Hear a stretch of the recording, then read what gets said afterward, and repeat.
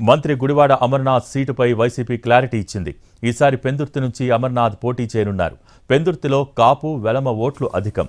గతంలో పెందుర్తి ఎమ్మెల్యేలుగా అమర్నాథ్ తాత తండ్రి పనిచేశారు. మూడో జాబితాలో అమర్నాథ్ సీటుపై క్లారిటీ రానుంది. పెందుర్తి సిట్టింగ్ ఎమ్మెల్యే అదీప్ రాజ్కు ఈసారి సీటు లేదంటున్నాయి పార్టీ వర్గాలు. యలమంచలి, చోడవరం నియోజకవర్గాలను కూడా పరిశీలించిన వైసీపీ అధిష్టానం చివరకు అమర్నాథ్కు పెందుర్తి సీటును ఖరారు చేసింది.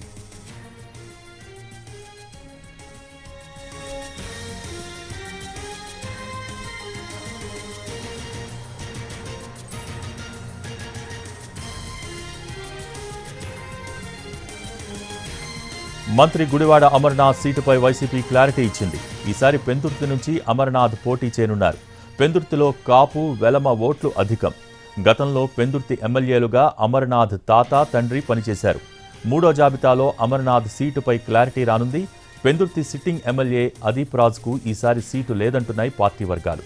యలమంచలి, చోడవరం నియోజకవర్గాలను కూడా పరిశీలించిన వైసీపీ అధిష్టానం చివరకు అమర్నాథ్కు పెందుర్తి సీటును ఖరారు చేసింది.